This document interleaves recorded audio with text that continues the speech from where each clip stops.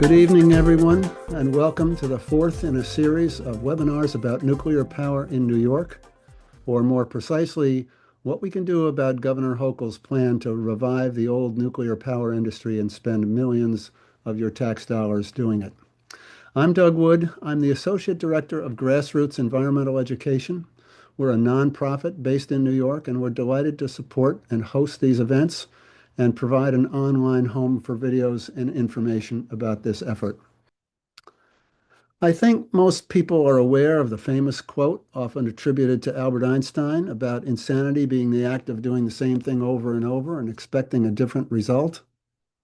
Well, here we are, decades after the national love affair we had with nuclear power after World War II turned out to be more of a nightmare, as the true cost of building and maintaining nuclear facilities, the extreme hazards they pose for health and safety and security, the unsolvable problem of what to do with nuclear waste, and the long lead time required for construction all became clear.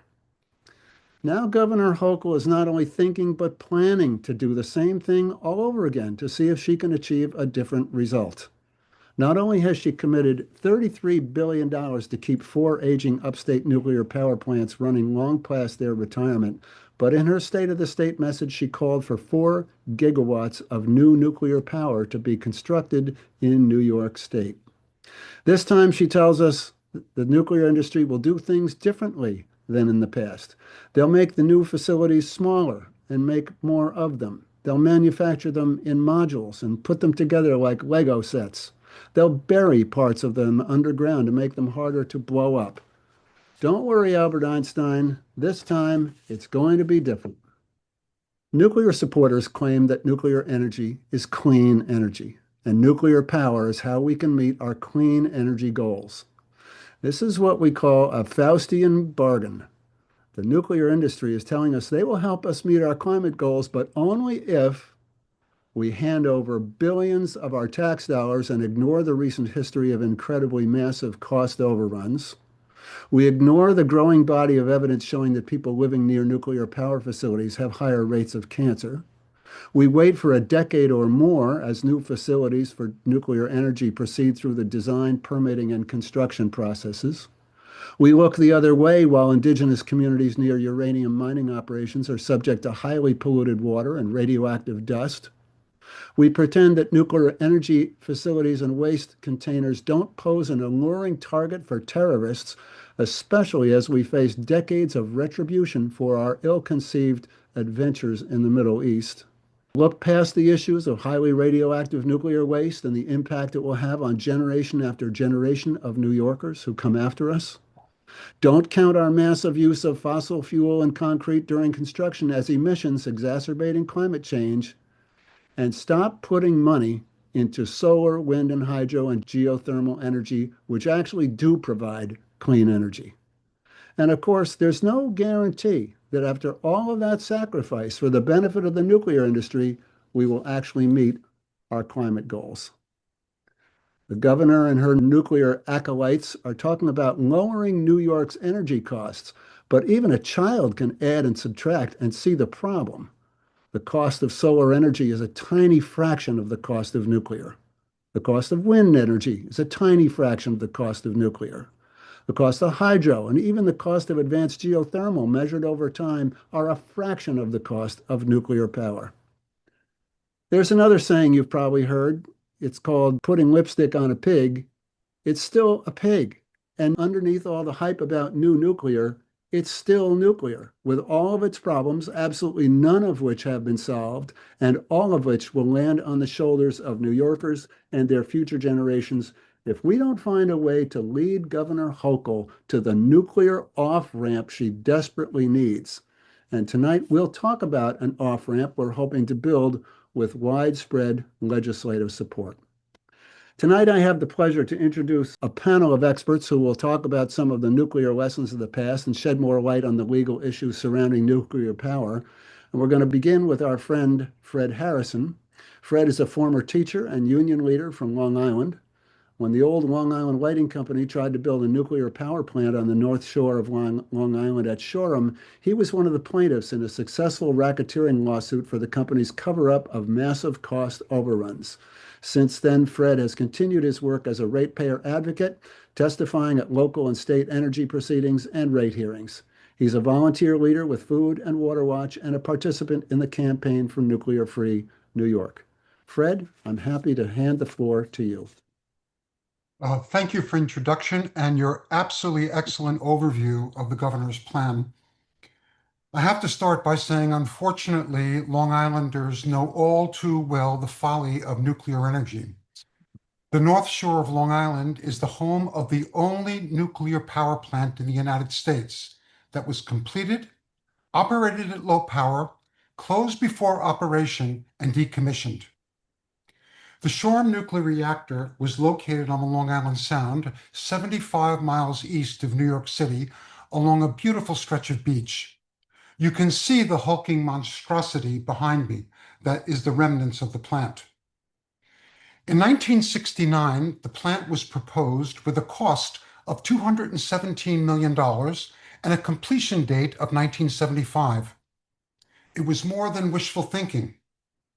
The project was finished at a final cost of $5.6 billion, 25 times the estimate. For some perspective, that's the equivalent of about 17 billion in today's dollars. It received its NRC license for low power testing in 1985, 10 years after the target completion date. We still don't know what the final cost to ratepayers will be.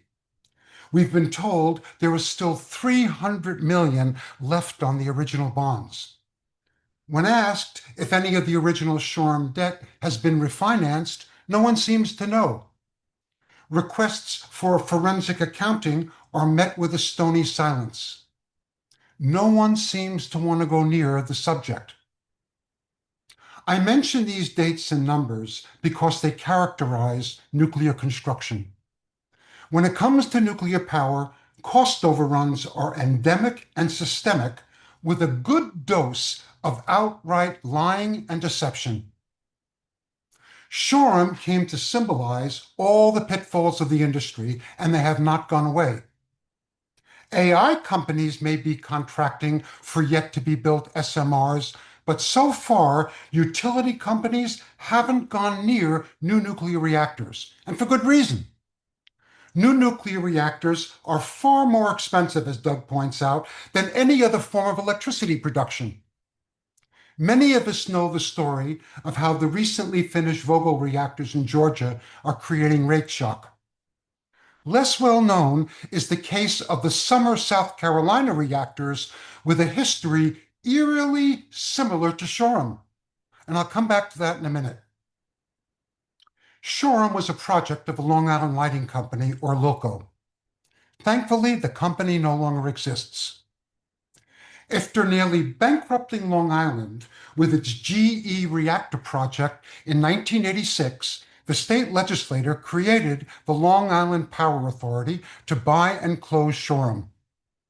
It did so in 1989, and the reactor was decommissioned. In 1998, LIPA purchased LILCO itself. It was well understood at the time that it was a bailout of LILCO bondholders.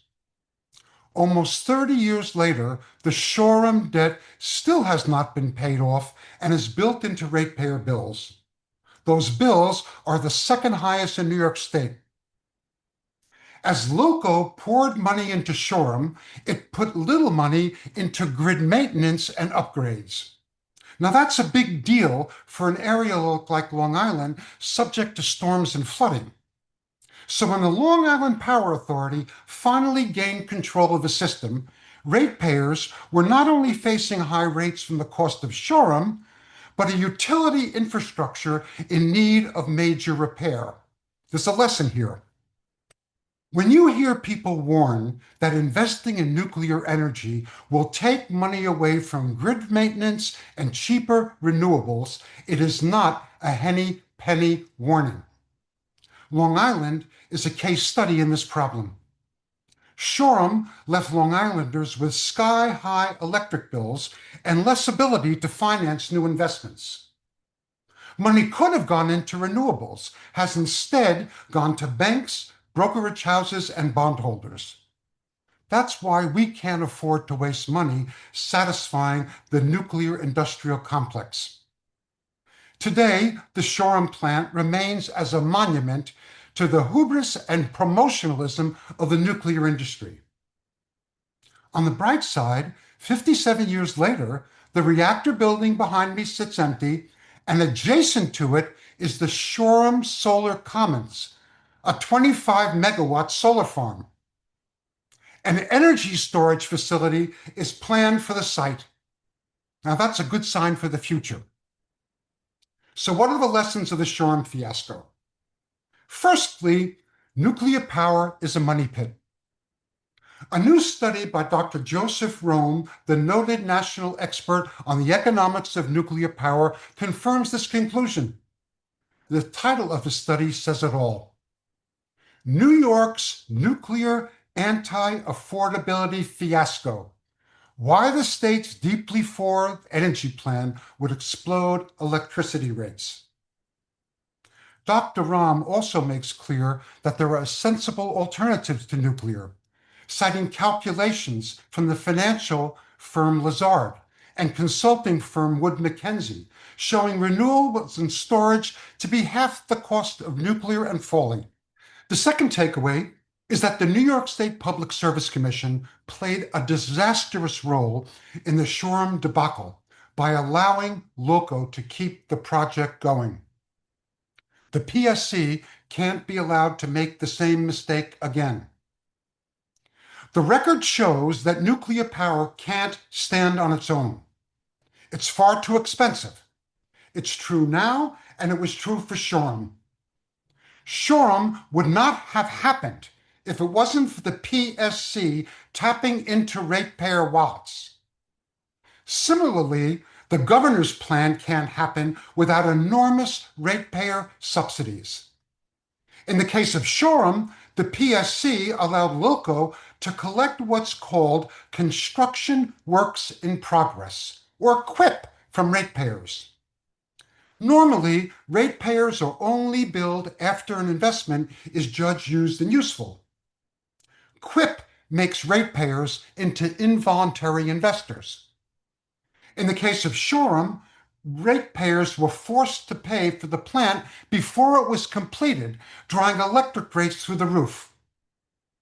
Ratepayer groups argued that QUIP was a rip, and experts demonstrated the damage to ratepayers and businesses caused by the high cost of nuclear. The PSC didn't listen, and its policies nearly bankrupted Long Islanders. Shoreham's cost overruns continue to haunt ratepayer bills. Adding insult to injury, investigations at the time revealed that LOCO lied about construction timelines and the cost increases ratepayers were financing, and they did so through the U.S. mail, making them liable for fraud under federal racketeering laws.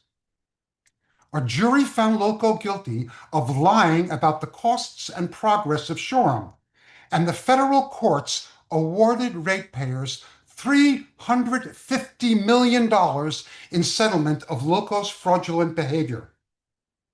I was one of the named plaintiffs. Why is this story relevant? Right now, the PSC is moving ahead with what they call, quote, a master plan for responsible advanced nuclear development, unquote, and will soon, quote, facilitate a cost-effective pathway to 4 gigawatts of new nuclear energy. Doug mentioned this earlier. In all likelihood, they will try to use the same kind of scheme to force ratepayers to subsidize Hochul's new plan. PSC Chair Rory Christian claims this can be done in a cost-effective manner. That's nonsense, and he should know better. When I said earlier that cost overruns and lying seem endemic to nuclear construction, the South Carolina Nuke Gate scandal is instructive. This scandal didn't get much coverage in New York, but it sure did attract a huge amount of attention in South Carolina. In 2017, two reactors at the Virgil Summer Nuclear Generating Station were abandoned before completion after a $9 billion investment. As was the case with Shoreham, ratepayers were forced through QUIP to help finance those reactors. What was the scandal about? Two executives, the CEO and vice president of the company overseeing the project, pled guilty to fraud. Their crime was hiding construction delays and lying about finances. Sound familiar?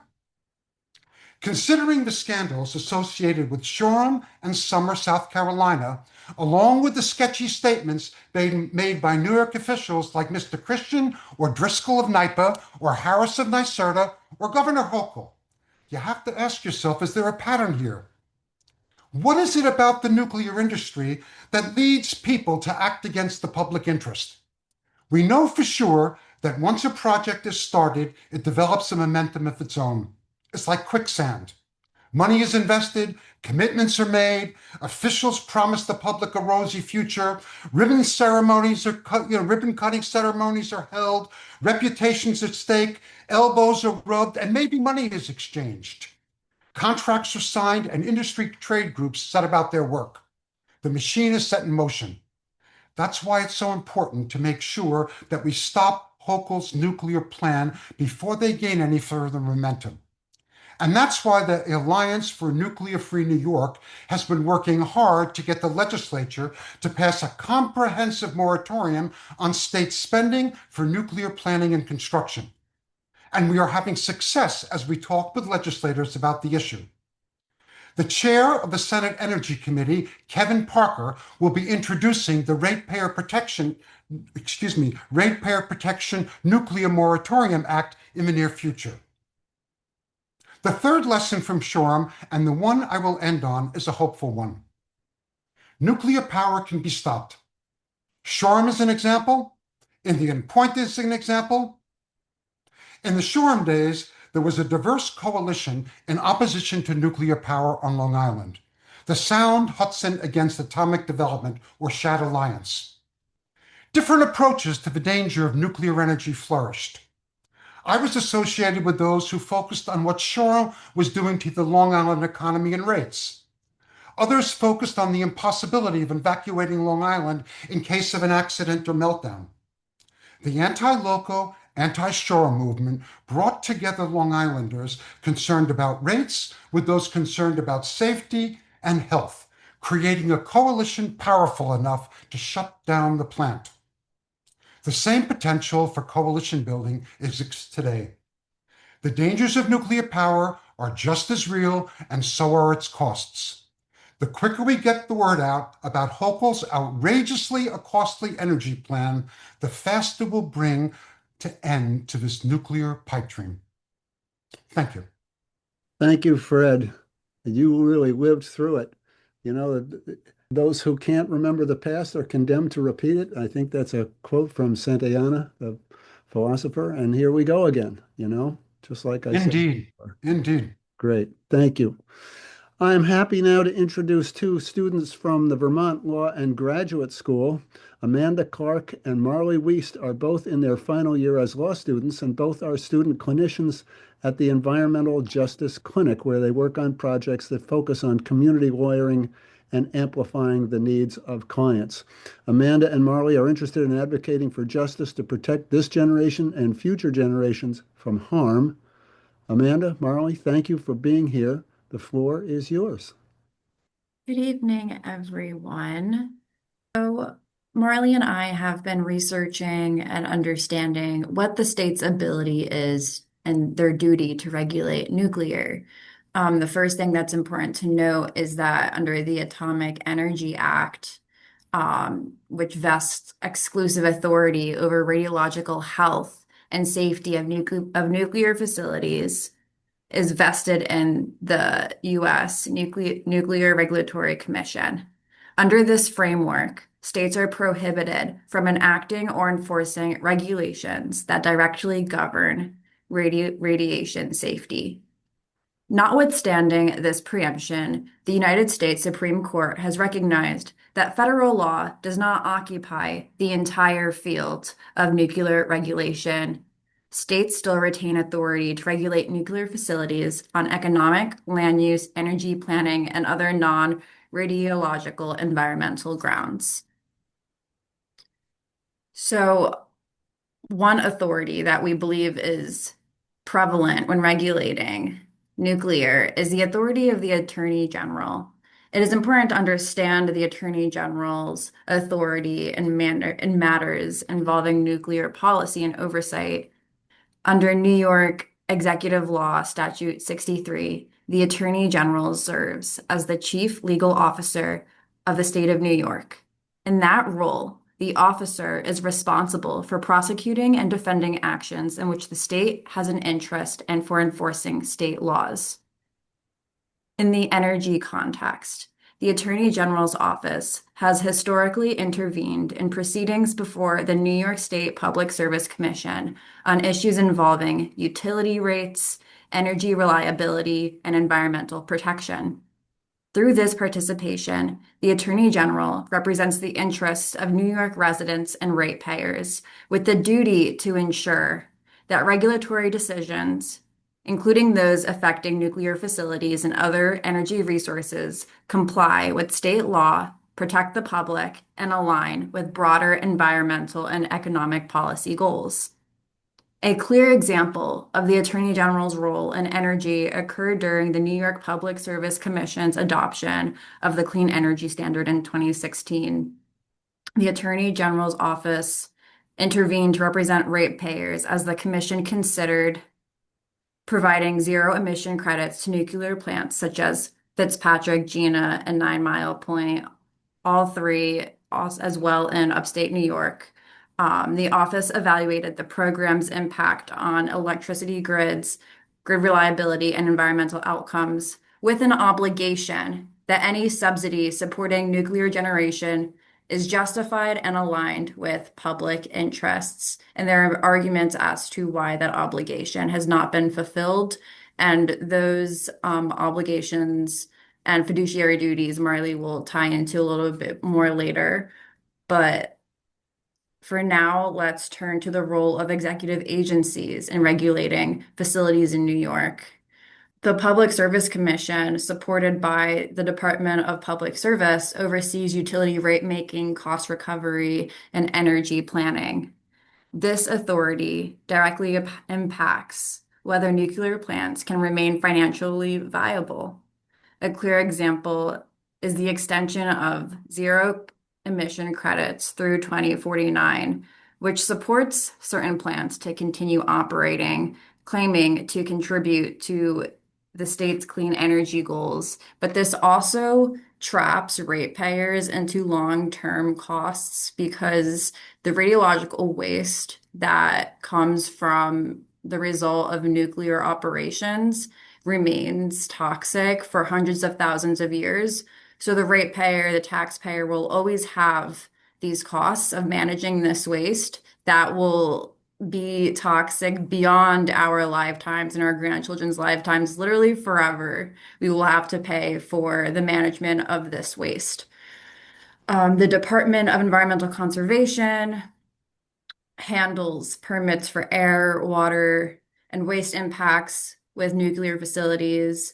The DEC also enforces environmental laws and implements climate policies under the Climate Leadership and Community Protection Act, requiring agencies to consider greenhouse gas emissions and impacts on disadvantaged communities when making permitting decisions.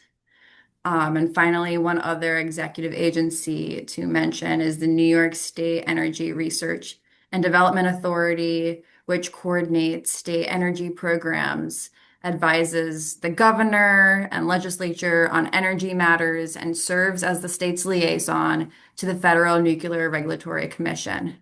Taken together, these agencies have multiple levers, economic, environmental, and policy-based, to influence the operation and sustainability of nuclear facilities in the state. I would now like to pass it over to Marley to continue on the state's authority. Thanks, Amanda.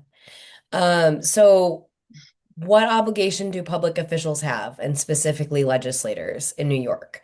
Um, Legislators and public officials in New York have the obligation to serve the public interest and the common good over private actors. And this can be found in both New York Public Officers Law and in the New York State Constitution. Both of them have conflicts of interest provisions, which are particularly interesting in regards to nuclear power in New York. And so state legislators, they have a fiduciary duty to act within the public's best interest. As Amanda said, this waste is waste that's going to be around forever. And the ability for the waste to leak or harm is far greater than what it should be. So the public officials need to take into account that this is going to harm the public. So in New York, there are some different environmental justice laws. Specifically, there's an environmental justice citing law, which, as Amanda had previously talked about, the Department of Environmental Conservation, they can require certain considerations when permitting. If a facility poses a pollution burden on disadvantaged communities, at previous webinars, we've talked about the health impacts of nuclear sites around communities. And so this is something that public officials must take into account when they're considering really weighing the option of if New York wants to go further with nuclear. Environmental justice isn't just something that's going to impact the communities currently. It's something that, as we've said, is going to impact communities and nature and animals from now until the end of time. So it's important that public officials take into account environmental justice laws within New York and also really understand their fiduciary duty to their public. And I think that's all we have.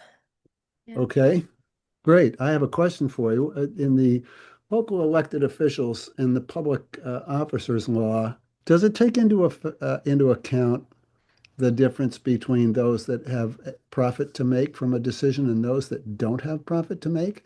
And do you know of any states that are looking at that? Because that seems to me a glaring omission in these public laws is clearly in some cases we have companies and industries that stand to make a big profit from a certain decision by and yet they're given the same or or more deference than people who are just trying to protect public health. Any comments? Yeah, I think it's definitely worth looking more into the conflict of interest provisions within the public officers law, because that was a thought that I had as well of how do these industries with deep pockets outweigh the public interest in a lot of ways. Um, and as in terms of case studies from different states, Amanda and I have also looked into New Jersey a little bit. And so there's some interesting stuff coming out of New Jersey and their Hmm. fiduciary duties for their legislators. But in Hmm. terms of a countrywide analysis, we haven't. I don't know. I would be interested to look into it though and see if there's any states leading the charge. Yeah, I mean we've done it for EJ communities, which totally deserve it, right? I mean, clearly we've done that because in many cases they don't have the political power to fight on their own behalf, and you could make the same claim about the in other situations where the industries are rich, they have lots of money, they fly their lobbyists into Albany, they take people out to dinner, they play golf, they do all these things that help grease the wheels for their particular industry, and yet, there's no extra consideration given to people who are not fighting for a profit, who are not have a profit motive. So anyway, as you move through your careers, think about that, you know, and uh, and think about how we might be able to fix that problem. Thank you so much, Amanda and Marley. I really appreciate you guys being here, and good for you for your wish you well in your careers. Now it's my pleasure to introduce Susan Shapiro. As an environmental attorney, Susan brought groundbreaking litigation against Indian Point's violation of the Clean Water Act for thermal and radiation pollution of the Hudson River. She was also the lead attorney on an Article 78 action against New York's Public Service Commission. Here we go at the PSC again, for diverting $7.6 billion of ratepayer money to keep aging upstate nuclear reactors open instead of funding renewables. Susan, welcome back to the webinar. Thank It's you. all yours. Thank you. I'm going to try to share my screen. There we go. So let me start. Thank you again. I want to start with what's just happened at Indian Point. On March 6th, Republican Congressman Mike Lawler and the Secretary of Energy, Chris Wright, came to Indian Point to announce their plans to reopen the 64-year-old reactors that have a long history of leaks and shutdowns. Earlier this year, Trump issued an executive order which significantly reduced the NRC, the Nuclear Regulatory Commission, ability to conduct safety oversight. And on top of this, the ADVANCE Act, which was sponsored by Lawler and signed by Biden, changed the mission of the NRC from protecting public health and safety to promoting nuclear energy. Former NRC Director Rob Ryan previously said, "I think it's insane to have a 3-unit reactor on the Hudson River, 40 miles from Times Square and 20 miles from the Bronx. I just don't think it's the right place to put a nuclear facility. It's a nightmare from the point of view of emergency preparedness." Indian Point is located just 10 miles from West Point, and it's located on top of 2 intersecting fault lines, amongst many other problems. Former FEMA Director James Lee Witt confirmed that there was no workable or fixable evacuation plan for the nearly 20 million people living in the 50-mile reactor community radius. That includes Westchester and Rockland counties and parts of Orange, Dutchess, and Putnam counties, New Jersey, Connecticut, Pennsylvania, and most of New York City. Reopening Indian Point in the middle of Trump's war squarely places a large target on the back of the New York City metropolitan area. So most elected officials, local and state, immediately pushed back and said no to reopening Indian Point. The smaller red circle is the 10-mile radius, which is the key evacuation zone. Health studies by Harvard and the Radiation and Public Health Project have found that cancer rates exponentially increase in people living close to reactors. When Indian Point was operating, thyroid cancer rates within the 10-mile evacuation zone were 53% higher than the rest of the nation. And soon after it was closed, there was more than a 10% decrease in infant mortality deaths, and low birth weights increased by 10%. This slide shows a body map of a pregnant woman, as she and her baby, as well as young children and especially girls, are more than 7 times more vulnerable to cancers from ionizing radiation than the standard American man that is used as the basis for protective standards. And now the administration is trying to even reduce those protective standards, which were already inadequate for ionizing radiation, to make them less protective. Before any new reactors are built in New York, health costs need to be considered and seriously taken into account. In 2021, Indian Point was permanently closed because it was just too expensive to run for the owner's Entergy at the time to comply with safety and federal laws, which, among other things, required installation of closed-cycle cooling, because for over 50 years, Indian Point was in violation of the Clean Water Act. It was dumping billions of gallons of superheated water every day into the Hudson River. Cracks were discovered in spent fuel pool 2 by accident by a subcontractor who noticed wetness on the ground, not by normal inspection. The NRC decided this mess was too expensive to clean up, so they've let it just leak into the bedrock under Indian Point. There's now a subterranean pool of radioactive effluent under the reactor site, which is approximately the size of the Central Park Reservoir. Indian Point, like the other old decommissioned reactors around the country, and also many of the other old reactors that are still operating around the country, have lots of structural and mechanical problems. It was literally falling apart before it closed. Years of bombarding concrete and steel with hot radiation causes extreme corrosion, rust, and embrittlement. In 2016, an unprecedented number, 27%, of the baffle bolts in the reactor vessel head were found to be degraded or missing. They basically disintegrated from being bombarded by radiation. In 2017, a major 24-inch high-pressure gas pipeline was installed next to the two existing 36-inch gas pipelines, which run within 105 feet of critical safety infrastructure at Indian Point. The new pipeline has no local shutoff. This image with the fire didn't happen. It's what could happen. It's an example of what could happen if those pipelines blew up, which has happened all across the country. There's pipeline fires all the time. Also at Indian Point, they were allowed to operate with substandard fire protection of only 24 minutes instead of the required 3 hours. Indian Point also has a history of security problems and breaches reported by whistleblowers. The security perimeter had been breached from land, water, and air, and is very susceptible to drone strikes, as there is no no-fly zone over Indian Point. In fact, after 9/11, when Yankee Stadium had a no-fly zone, Indian Point did not. Plans for Indian Point were also discovered in the Al-Qaeda caves of the 9/11 terrorists.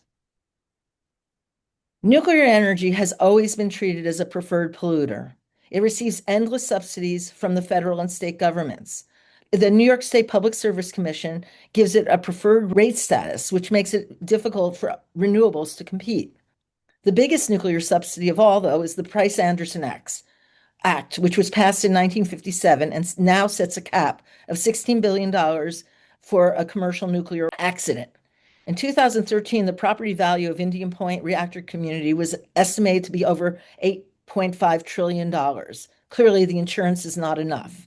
Just take a look at your homeowner's policy and you'll see the exemption for damage from nuclear hazards, because that is an uninsurable event. So in the event of an accident, when Holtec's shell company folds, New York State residents, us, will be left holding the bag. This risk and costs must be considered prior to any new reactors being constructed in New York State. At Indian Point, there are over 2,000 metric tons of waste, of high-level nuclear waste, stalled in thin-wall steel casts made by Holtec, the current owner. These casts are sitting on a concrete football field-sized slab on the eastern bank of the Hudson River. These thin wall casts are not approved for transportation, and all the casts will be needed to be replaced within less than 100 years due to the corrosive effects of radiation and waste heat. Holtec is a New Jersey company with a sketchy background. It bought up shuttered reactors for decommissioning all across the country, Palisades in Michigan, Oyster Creek in New Jersey, and Indian Point, to name a few. And it has pocketed billions of state decommissioning funds to clean up these reactor sites to prescribed standards.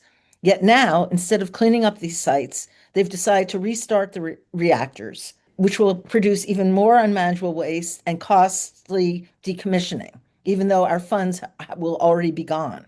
Right now, they are moving forward to restarting Palisades on Lake Michigan.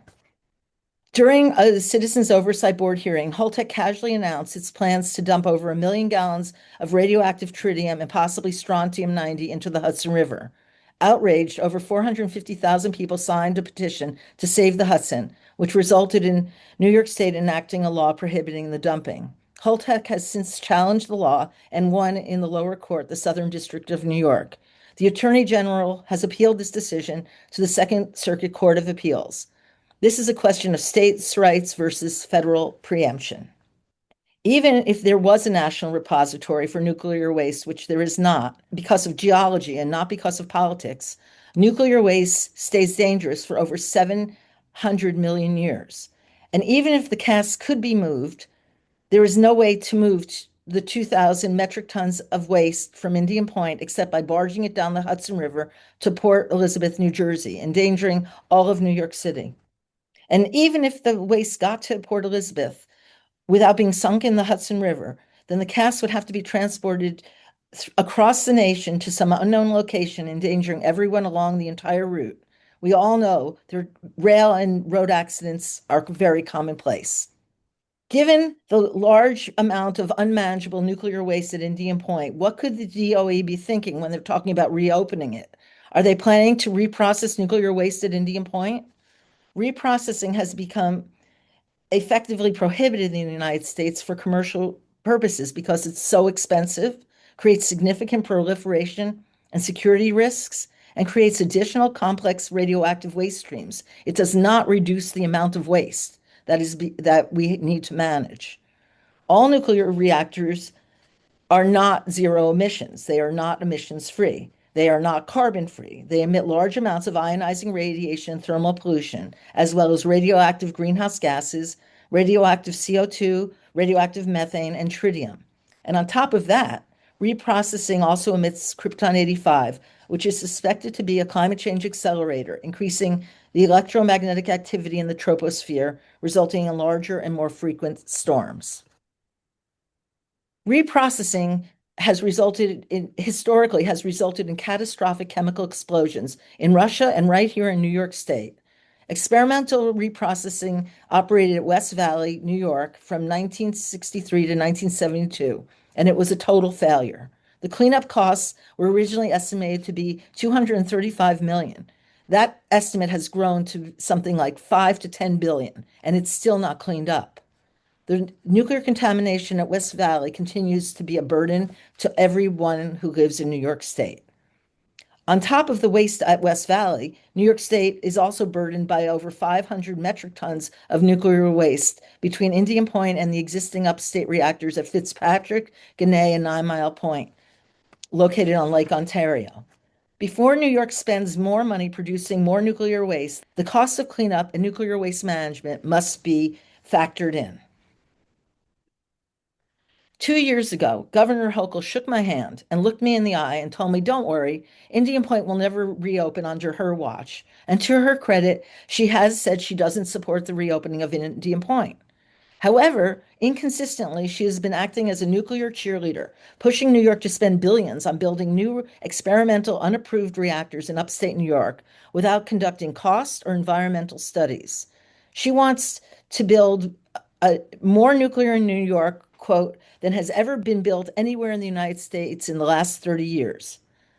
She is proposing 5 new reactors estimated to be $20 billion each, or $100 billion based on the last 2 reactors built in the United States.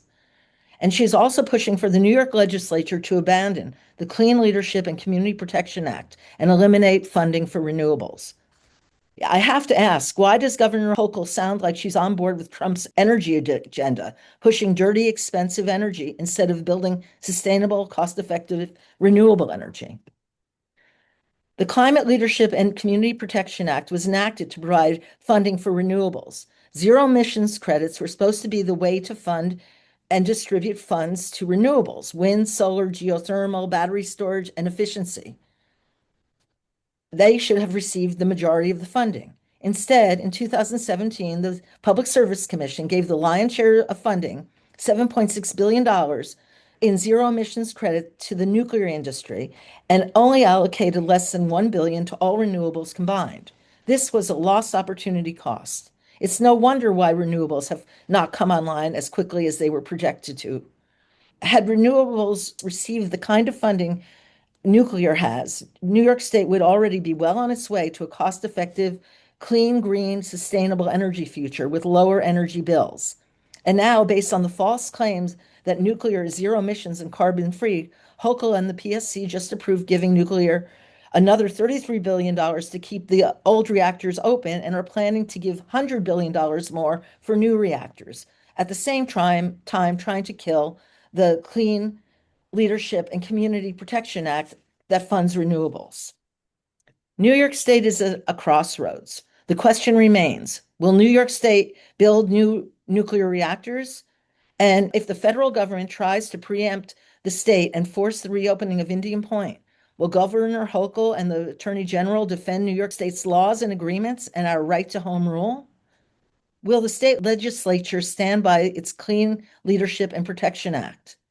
We are calling on Governor Hochul and the state legislature to protect New York State ratepayers and resources and build a clean, green, sustainable future without nuclear or fossil fuels. Nuclear and fossil fuels go hand in hand and are dangerous addictions we no longer need. Advanced renewable energy technology exists. Advanced geothermal and geothermal are already being used by Meta and Microsoft for data centers. This reduces polluting emissions and water use. So we are calling on you and to share this information and ask for a moratorium. It is critical. It is a critical first step before New York commits to tying us to funding nuclear energy for years. We are urging New York to pause spending billions on new reactors and prioritize lowering electric bills by supporting new renewable energy to meet our climate goals. We are urging Governor Hochul and the state legislature to approve a ratepayer protection 2-year moratorium bill on new nuclear reactors. So an assessment of the financial, environmental, health, and safety aspects of nuclear energy can be undertaken by independent experts. Before New York spends another penny on nuclear, we need to stop and figure out just how much nuclear actually costs New Yorkers, how much nuclear adds to our electricity bills, what are the health and environmental costs related to nuclear emissions, and what are the long-term costs of nuclear waste. Thank you very much. Thank you so much for that. It's a very distressing for those of us who worked on trying for so long to get Indian Point closed, and for those people who live nearby, and to go through this nightmare again just seems so ridiculously unfair. As my friend Jane Fasulo points out, those of us who live on Long Island are in the fall zone for any kind of a problem, and we'd be forced to be driving toward Indian Point in order to get out. I mean, it would just be impossible. Reminds me of the plan for up in Cape Cod. The plan for if the Pilgrim plant had a problem, their plan was to close the bridges on Cape Cod. Think about that for a minute. That was their official plan. Just close the bridges, leave everybody on the island. Um, and Nancy Van points out when we talk about ratepayers, it's really a technical word for all utility customers. So when you pay for your gas and your electricity, and if it's included in the price that you pay for rent, some of that money is going to nuclear companies to build the plants that they will then profit from. So every utility customer becomes an investor in nuclear power, whether they like it or not. There was a question here that someone raised. Federal preemption has long been tied to has long tied New York State's hands, but now the NRC's mission has changed, and regulators are even less interested in regulating. In this disrupted federal regulatory environment, is it possible that any more power over radiological issues might devolve to the states? Susan, Marley, Amanda, one of you lawyers? I think it should. I honestly think it should. I also think there's been a misunderstanding of the federal preemption. The federal preemption has to do with nuclear sites, not over. Once the radiation leaves the site, they no longer really have control over it, and it goes back into the state's purview, into the state's jurisdiction. But the states haven't enforced that. So that has been there. It's a bit of a legal hole at this time. But yeah, it's a big question. If they're promoting it, are they regulating it? Mm. And the state, of course, has jurisdiction over the economic aspects of nuclear power, right? I mean, that's where, and that seems to be that's a gigantic hurdle for the nuclear industry to jump over, right? Yeah, I mean, I think that's where the legislator's fiduciary duty comes in is, economically, like this is going to cost a lot of money on ratepayers. And so what is the legislator's obligation to their constituents? It's to make sure that they're not paying asinine prices for energy. Um, and then on top of that, the environmental obligations as well. But really, unfortunately, this has to be looked at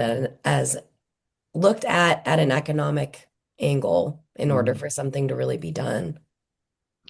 Well, another question I'm going to throw at you guys, and that is, what about the international instruments and articulations of these instruments, such as the UN and American Declaration on the Rights of Indigenous People? How do those kinds of international agreements impact our discussion here on nuclear?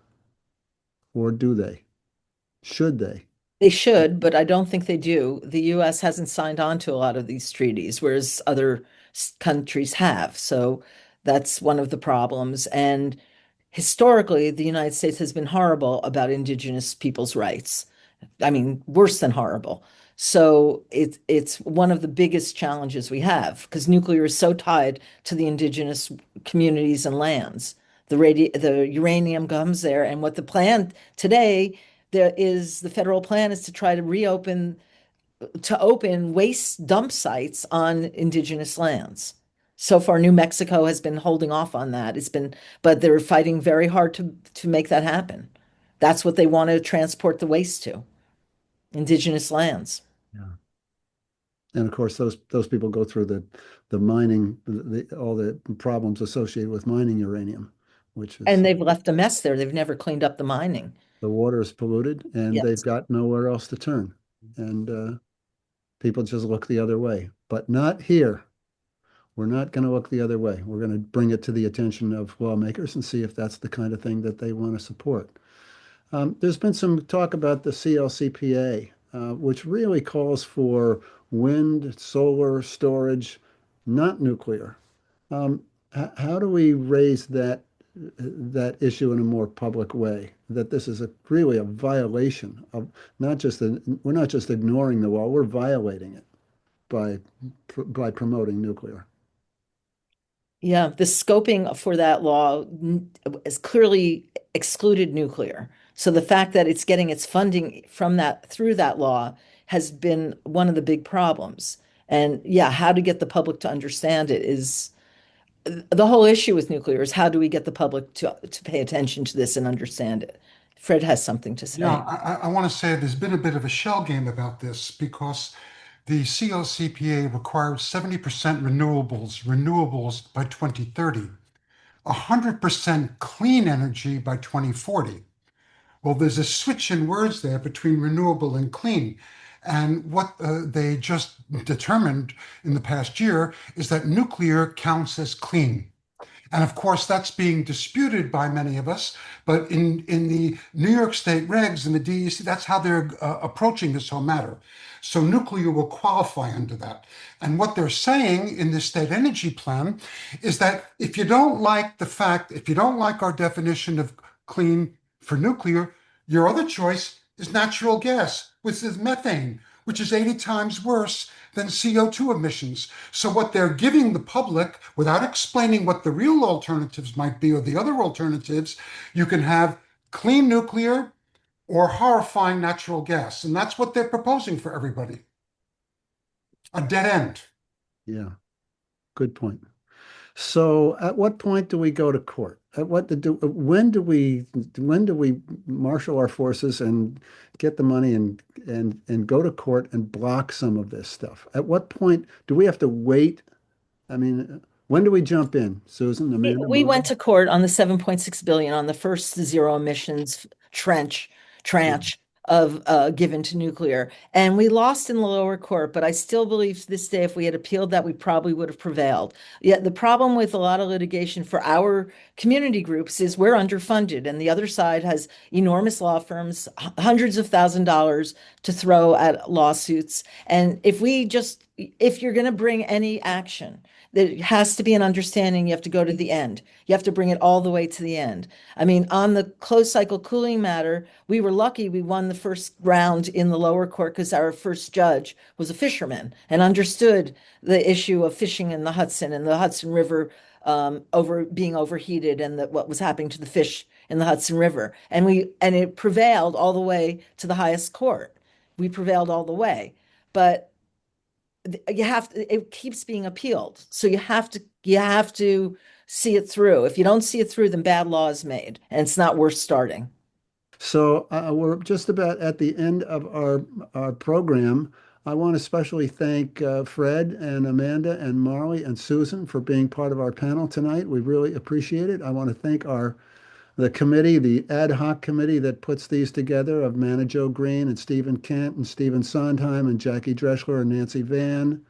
Thanks, Nancy, for getting me into this. I also want to thank all the people who are showing up in Albany and meeting with legislators. And we've had some people come up from Albany, I'm sorry, from Atlanta, talking about what happened down there in Georgia. It's been very effective. We've had scientists come in. It's really been a full court press, and the people who have been organizing that deserve our thanks. Thank you, everyone, for attending this webinar. We're very appreciative of your attention. Have a nice evening and good night.